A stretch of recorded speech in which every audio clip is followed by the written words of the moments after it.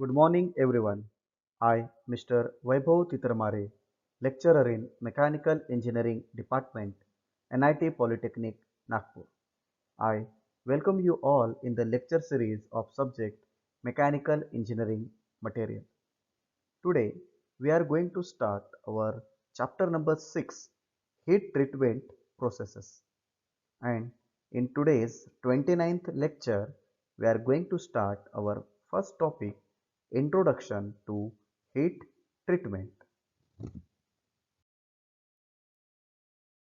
In previous lecture, we have discussed about composites and their types, advanced material and smart materials.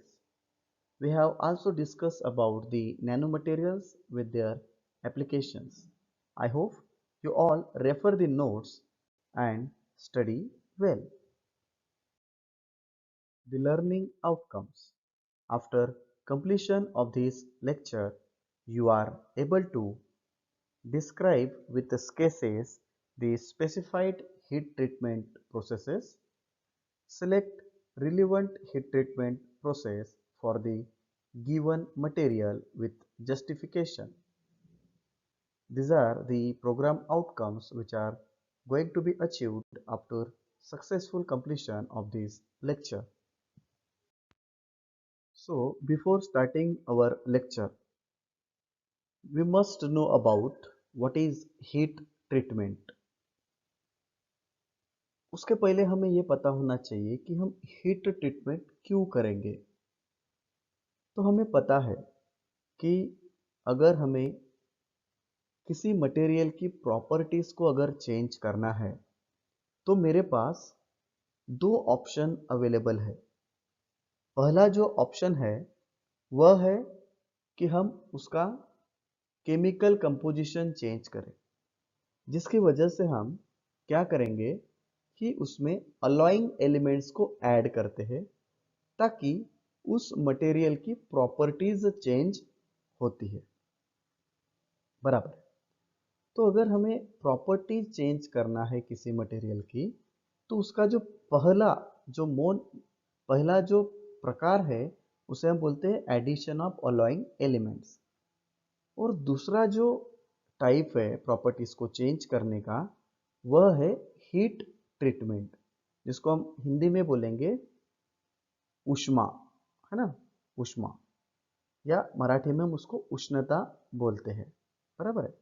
तो हम heat treatment से material की properties को change कर सकते हैं और हमें जैसे रिक्वायरमेंट है उस रिक्वायरमेंट के हिसाब से हम उसको हीट ट्रीटमेंट देंगे। तो हमारे दिमाग में क्वेश्चन आ रहा होगा कि भैया ये हीट ट्रीटमेंट क्या है।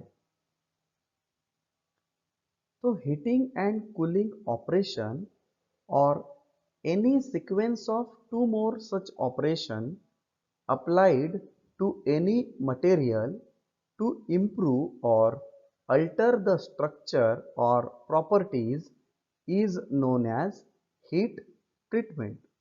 तो हीट ट्रीटमेंट मतलब क्या? स्टील को हीट करना या कूल करना, बराबर, या फिर इन दोनों ऑपरेशन का कॉम्बिनेशन, इसे हम हीट ट्रीटमेंट कहते हैं। हम हीट ट्रीटमेंट क्यों करते हैं? ताकि हम मटेरियल की प्रॉपर्टीज को चेंज करें या मटेरियल का स्ट्रक्चर चेंज कर सके। बराबर। Heat treatment consist of heating the material to some specific temperature. Heat treatment में क्या होता है? हीट ट्रीटमेंट में हम मटेरियल को हाई टेम्परेचर पे हीट करते हैं। बराबर है। सबसे पहला ऑपरेशन जो heating, then holding at this temperature for definite period. हम जितने डिग्री सेंटीग्रेड पे उस मटेरियल को हीट किया उतने ही डिग्री सेंटीग्रेड पे हम स्टील को होल्ड करके रखते हैं, मतलब उसे कुछ देर के लिए हम उतने टेम्परेचर पे उस स्टील को होल्ड करते हैं, मतलब सोक करते हैं। And cooling to room temperature with a definite rate. उसका होल्डिंग टाइम खत्म होने के बाद हम क्या करते हैं, उसका टेम्परेचर जो है वह कम करते हैं ताकि उसको कूल कर सके, है ना। तो हीट ट्रीटमेंट प्रोसेस में तीन ऑपरेशंस होते हैं या तीन प्रोसेसेस है। सबसे पहले हीटिंग प्रोसेस, फिर होल्डिंग प्रोसेस और उसके बाद cooling process. Heat treatment is an operation, ये एक ऑपरेशन है और कॉम्बिनेशन ऑफ ऑपरेशन, बहुत सारे ऑपरेशन का कॉम्बिनेशन है, involving heating at a specific rate, कुछ निश्चित रेट से दर से हम स्टील को हीट करते हैं। सोकिंग, सोकिंग मतलब holding at the temperature for a period of time, और कुछ देर के लिए हम स्टील को हीट करते के बाद सोक करके रखते हैं। And cooling at the same specific rate, और कुछ रेट से उसको हम कूल करते हैं, ठंडा करते हैं। So these are the three different definitions of heat treatment. Let us discuss the purpose or objectives of heat treatment. Heat treatment हम क्यों करते हैं या उसके क्या ऑब्जेक्टिव्स है वो हम अभी देखते हैं। Heat treatment improves ductility. अगर हम किसी स्टील की हीट ट्रीटमेंट प्रोसेस करते हैं तो स्टील की डक्टिलिटी बढ़ जाएगी। It relieves the internal stresses. जैसे कोई वायर, वायर जो बनेगा, वायर जो बनेगा किसी मटेरियल से बनेगा तो उसे हमें खींचना पड़ेगा, है ना। तो जब ये प्रोसेस होगी तो क्या होगा, इस वायर के अंदर क्या होगा, इस वायर के अंदर स्ट्रेसेस डेवलप होंगे, है ना, स्ट्रेसेस डेवलप होंगे, जिसको आप सिग्मा बोलते हैं, इंटरनल स्ट्रेसेस डेवलप होंगे, बराबर। अब ये जो इंटरनल स्ट्रेसेस है उसके वजह से मटेरियल में फेल्यूर आ सकता है, तो वह नहीं आना चाहिए, इसलिए हमें हीट ट्रीटमेंट करना पड़ेगा। हीट ट्रीटमेंट करने की वजह से उसकी स्ट्रेंथ और हार्डनेस इंक्रीज होती है, मतलब बढ़ती है। इम्प्रूव द टफनेस, वह टफनेस को बढ़ाती है।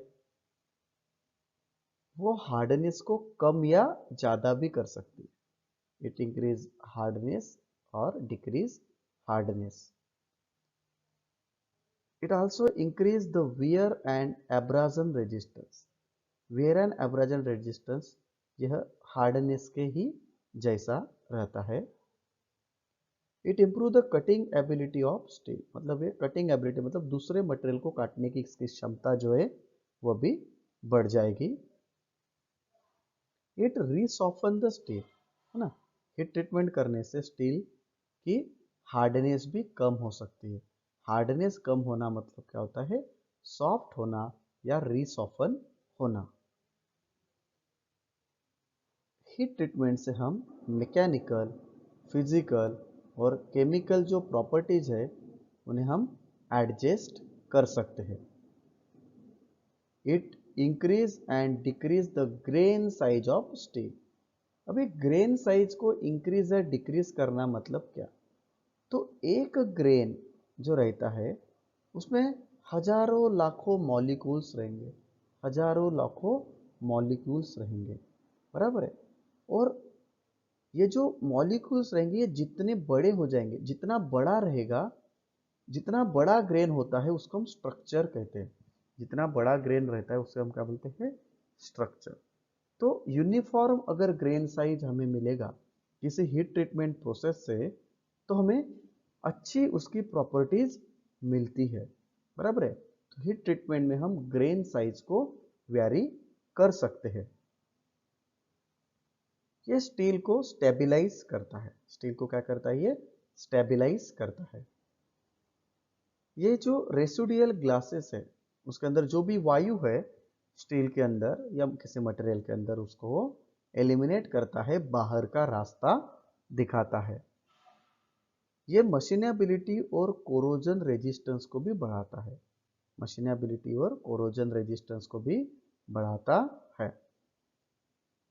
To change the composition of surface by diffusion of carbon, nitrogen and silicon, हम स्टील का या किसी मटेरियल का केमिकल कंपोजिशन भी चेंज कर सकते हैं बाय डिफ्यूजन प्रोसेस। मतलब हम कार्बन और नाइट्रोजन और सिलिकॉन को डिफ्यूज कर सकते हैं मटेरियल के ऊपर। Let us discuss the factors affecting to heat treatment process, है ना। हीट ट्रीटमेंट के लिए क्या क्या फैक्टर्स अफेक्ट कर सकते हैं। फर्स्ट है temperature up to which material is heated. Material को हमको कितने टेम्परेचर तक हीट करना चाहिए, इस फैक्टर को हमें कंसिडर करना पड़ेगा। Length of time that the material is held at the elevated temperature, उस टेम्परेचर पे हमें कितने देर तक उसे होल्ड करके रखना है, कितने टाइम के लिए उसको हमें होल्ड करके रखना है, ये भी एक फैक्टर है। रेट ऑफ कूलिंग, जो कूलिंग की जो प्रोसेस होगी वो कैसी होनी, फास्ट कूलिंग हमें करना है, स्लो कूलिंग हमें करना है, या मध्यम कूलिंग हमें करना है, वो भी एक फैक्टर हम कंसिडर करते हैं। The surrounding atmosphere under the thermal treatment, है ना, जहां पे हम हीट ट्रीटमेंट प्रोसेस कर रहे हैं उसके बाहर में कैसा सराउंडिंग एटमॉस्फेयर है, वो भी एक फैक्टर है जिसे हमें कंसिडर करना पड़ेगा हीट ट्रीटमेंट प्रोसेस के लिए। अभी हम देखते हैं time, temperature and transformation diagram, जिसे हम TTT डायग्राम बोलते हैं, या इसको हम S कर्व या C कर्व भी बोलते हैं। S कर्व या C कर्व। जब भी हम हीट ट्रीटमेंट प्रोसेसेस की स्टडी करते हैं तो हमें TTT डायग्राम का नॉलेज रहना बहुत जरूरी रहता है। इस TTT डायग्राम को अगर आप देख रहे हो तो आपको यह दिख रहा होगा कि एक्स एक्सिस के ऊपर हमने टाइम लिया हुआ है, वाई एक्सिस के ऊपर हमने टेम्परेचर लिया हुआ है, और इधर साइड में हमने हार्डनेस स्केल ली हुई है, रॉकवेल हार्डनेस, ओके, जो सी टाइप है, सी scale. TTT diagram is a plot of temperature versus time. It is a plot of temperature versus time for a steel alloy of a definite composition. It is used to determine when transformation begins and end for an isothermal heat treatment of an previously austenized alloy. बराबर है। ये TTT diagram हमें क्या बताती है कि ऐसे कितने टाइम के बाद या ऐसे कितने समय में ये जो ट्रांसफॉर्मेशन है फेजेस का वह स्टार्ट होगा और ट्रांसफॉर्मेशन कब खत्म होगा, इसके बारे में जो डायग्राम हमें जानकारी देती है उसे हम TTT डायग्राम बोलते हैं। मेरे प्यारे भाइयों, जब हमने आयरन कार्बन डायग्राम पढ़ी थी तो मैंने आप सभी को प्रॉमिस किया था कि और एक ऐसे डायग्राम हमें पढ़नी है ना। और उस आयरन कार्बन डायग्राम में हमें मार्टेनसाइट और बाइनाइट और मार्टेनसाइट, ये जो दो फेजेस है वह नहीं दिखे थे, क्योंकि आयरन कार्बन डायग्राम ये स्लो कूलिंग के लिए, स्लो हीटिंग और कूलिंग के लिए जानी जाती है। लेकिन हीट ट्रीटमेंट में ऐसी कुछ प्रोसेसेस है जहां पे हमें फास्ट या रैपिड कूलिंग करना पड़ेगा। तो जब भी हम रैपिड कूलिंग की बात करते हैं तो वहां पे दो एक्स्ट्रा फेजेस हमें मिलते हैं, बाइनाइट और मार्टेनसाइट। बराबर है। तो आपने ये ध्यान में रखना है कि बाइनाइट और मार्टेनसाइट आयरन कार्बन डायग्राम के फेजेस में नहीं दिखता है, हमें ये TTT डायग्राम में मिलता है। तो यहाँ पे जो आपको TTT डायग्राम जो दिख रहा है, ये जो एरोज आपको दिख रहे हैं ये वाले, ये टाइम के अनुसार है। ये टाइम 0 के पास में है, मतलब इसको जो लगने वाला समय है वो कम लगेगा, मतलब ये रैपिड कूलिंग होगी। कौन सी कूलिंग होगी? रैपिड। फिर रैपिड कूलिंग कहाँ पे होगी? वाटर में। जब हम किसी हीटेड स्टील को पानी में डुबाएंगे तो हमें फास्ट कूलिंग मिलेगी। उसके बाद मतलब उसको कम समय लगेगा, बराबर। फिर जब हम उसको ऑयल में ठंडा करेंगे उसको थोड़ा ज़्यादा समय लगेगा। एयर में कूल करेंगे तो उसको थोड़ा ज़्यादा टाइम लगेगा। और जब हम उसको फर्नास में रख के कूल करेंगे तो उसको ज़्यादा समय लगेगा। तो देखो, जब हम उसको फर्नास में कूल करते हैं तो हमें एनालिंग नाम की जो प्रोसेस है वह मिलेगी, बराबर है। जब हम उसको एयर में कूल करेंगे तो उसको हम नॉर्मलाइजिंग बोलेंगे, और वाटर में कूल करेंगे तो उसको हम हार्डनिंग बोलेंगे, बराबर है। तो हमें ये जानकारी देता है टीटीटी कर्व कि किस हिसाब से हम स्टील को कूल करें या हीट करें ताकि हम स्टील की प्रॉपर्टीज को वेरी कर सकते हैं। तो हीट ट्रीटमेंट पढ़ने के पहले हमें टीटीटी डायग्राम पढ़ना बहुत जरूरी है। TTT diagram indicates when the specific transformation start and end. ये पिछले स्लाइड में भी हमने देखा था। It also shows what percentage of transformation of austenite at particular temperature is achieved. हमें TTT डायग्राम यह भी बताता है कि ये जो ऑस्टेनाइट यहाँ पे अवेलेबल है, ये जो ऑस्टेनाइट है ये कितने टेम्परेचर पे पूरा का पूरा ट्रांसफॉर्म हो रहा है दूसरे फेज में, लाइक बाइनाइट में या मार्टेनसाइट में या परलाइट में। इसकी भी जानकारी हमें ये टीटीटी डायग्राम देती है। Depending on the type of heat treatment, time and temperature, final microstructure of steel और any iron carbon will be change, है ना। किस टेम्परेचर के बाद, किस टाइम के बाद, है ना, हमें कौन सा फाइनल माइक्रोस्ट्रक्चर मिलेगा स्टील में, यह हमें टीटीटी डायग्राम बताता है। फॉर एग्जांपल, जो भी प्रॉपर्टीज हमें चेंज करनी है, स्ट्रेंथ और डक्टिलिटी, वो हमें कौन से जोन में मिलेंगी, इसका हम प्रिडिक्शन टीटीटी डायग्राम के माध्यम से कर सकते हैं। Let us discuss the various types of heat treatment processes. So, आपको इस डायग्राम में दिख रहा है कि हीट ट्रीटमेंट के बेसिकली दो हिस्से होते हैं। हीट ट्रीटमेंट को हम दो प्रकार से कर सकते हैं। एक तो उसको हम बल्क में कर सकते हैं या किसी सरफेस के ऊपर भी हीट ट्रीटमेंट कर सकते हैं। जैसे कि बल्क मतलब क्या? जब भी हम हीट ट्रीटमेंट करेंगे तो पूरे के पूरे स्टील के कंपोनेंट को हम फर्नास के अंदर हीट करेंगे, उसे हम बल्क बोलते हैं। लेकिन सरफेस में क्या होगा? सरफेस में हम क्या करेंगे? सिर्फ उस स्टील के कंपोनेंट का सरफेस जो रहेगा उसे हम हीट करेंगे और कूल करेंगे। तो that is the meaning of bulk and surface.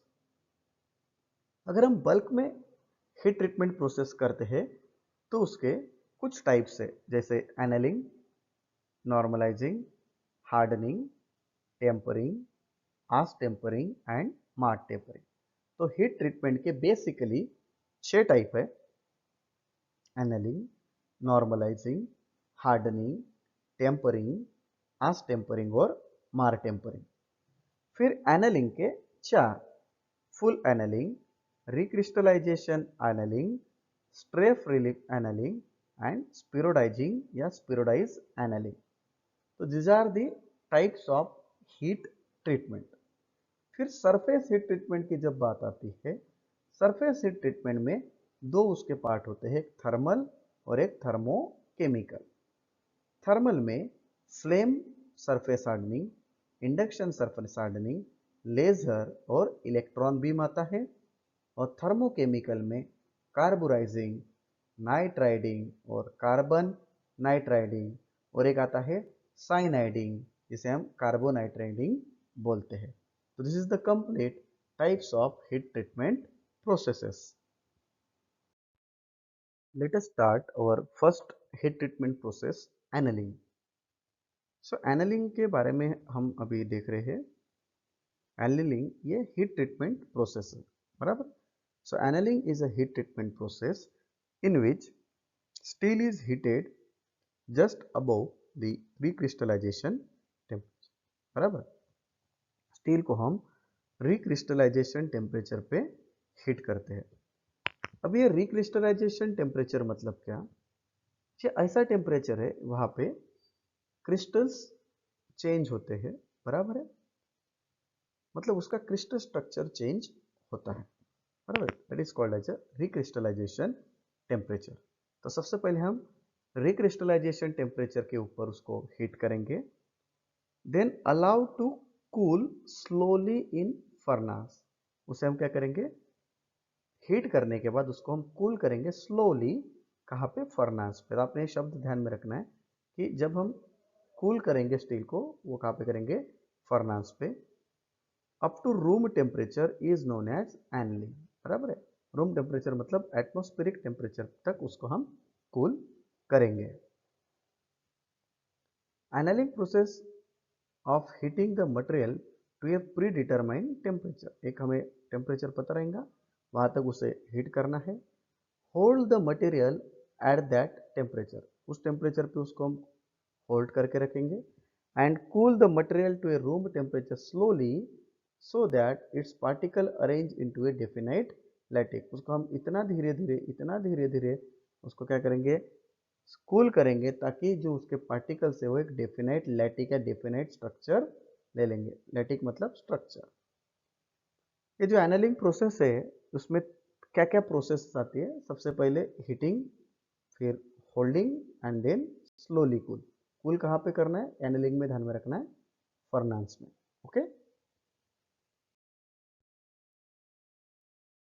Annealing heat treatment alter the microstructure of material, causing changes in properties such as strength, hardness and ductility.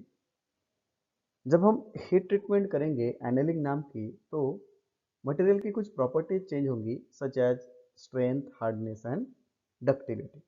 Annealing में क्या होता है? डक्टिलिटी बहुत ज़्यादा बढ़ती है. देखिए, ये दो कार्टून आपको यहाँ पे दिख रहे हैं. ये लेफ्ट वाला जो कार्टून है इसका एनिल्ड मेटल के ऊपर कर रहे हैं. जब हम किसी हीट ट्रीटमेंट की हम एनेलिंग करेंगे तो इस प्रकार से वो डिफ्लेक्ट हो सकता है. मतलब वो थोड़ा सॉफ्ट रहेगा, डक्टाइल रहेगा. लेकिन ये राइट वाला जो डायग्राम आप देख रहे हैं, हार्डन मेटल. हार्डन मतलब इसके ऊपर हार्डनिंग की प्रोसेस हो चुकी है. तो अगर हम उसको मोड़ना चाहे, है ना, तो हमको ताकत लग रही है और वो मुड़ भी नहीं रहा है. तो ऐसी प्रॉपर्टीज को हम चेंज कर सकते हैं by means of heat treatment process, that is annealing. Let us discuss the purpose of annealing या objectives of annealing. Annealing करने का सबसे बड़ा जो फायदा है वो क्या है? इंटरनल स्ट्रेसेस को रिमूव कर देता है. ये क्या करता है? इंटरनल स्ट्रेसेस को बाहर निकाल देता है. वो कब पैदा हुए थे, कब डेवलप हुए थे? जब हम उसको सॉलिडिफाई कर रहे थे, जब मशीनिंग कर रहे थे उन मटेरियल के ऊपर, फोर्जिंग ऑपरेशन हुआ था, रोलिंग ऑपरेशन हुआ था या वेल्डिंग ऑपरेशन हुआ था. ये ऑपरेशन करते समय उस प्रोडक्ट के अंदर या उस कंपोनेंट के अंदर कुछ स्ट्रेसेस डेवलप हुए थे. उन स्ट्रेसेस को अगर हमको रिमूव करना है तो हमें एनलिंग प्रोसेस करना पड़ेगा. Improve and restore the ductility and toughness, है ना. डक्टिलिटी और टफनेस को अगर हमें रिस्टोर करके रखना है तो हमें एनलिंग करना पड़ेगा, या इंप्रूव करने के लिए. मशीनेबिलिटी को एनहांस करना है, बढ़ाना है, तो हमें एनलिंग करना पड़ेगा. एलिमिनेट केमिकल नॉन यूनिफॉर्मिलिटी, है ना, उसमें नॉन यूनिफॉर्म अगर उसका स्ट्रक्चर है उसको हम एनलिंग से चेंज कर सकते हैं. ग्रेन साइज को हम रिफाइन भी कर सकते हैं. ग्रेन साइज को क्या करते हैं? रिफाइन या रिफ्रेम कर सकते हैं, बराबर है. Reduce the gases contained in the steel. जो भी स्टील के अंदर गैसेस अगर रहती है उसको हमें रिलीव करना है, निकालना है बाहर, तो हम एनलिंग कर सकते हैं. अभी हम देखते हैं कि एनलिंग के क्या डिफरेंट टाइप्स है. सबसे पहले आता है full annealing, process annealing, stress relief annealing, recrystallization annealing and last में आता है स्पिरोडाइज एनलिंग, दैट इज स्पिरोडाइजिंग। इसका दूसरा नाम क्या है? Spheroidizing. So these are the unit outcomes achieved. इस लेक्चर में हमने देखा हीट ट्रीटमेंट क्या होता है, हमने टीटीटी डायग्राम मतलब टाइम टेम्परेचर ट्रांसफॉर्मेशन डायग्राम देखी, हमने various types of heat treatment देखे, उसमें हमने एनलिंग क्या होती है और एनलिंग के टाइप्स इस लेक्चर में देखे, और हमने यह PO1 से लेके PO3 पूरे के पूरे जो हमारे POs है वो हमने मैप कर लिए हैं। These are the most likely questions asked in MSBT. Define heat treatment, write the purposes of heat treatment, classify heat treatment processes, and draw and explain TTT diagram for steel. What is annealing and what are its types? So thank you very much guys. Next lecture में हम पढ़ने वाले हैं types of annealing के बारे में, detail में discuss करेंगे वहाँ पे। तो आप पढ़ाई करते रहिए, हंसते रहिए, मुस्कुराते रहिए। Stay home, stay safe.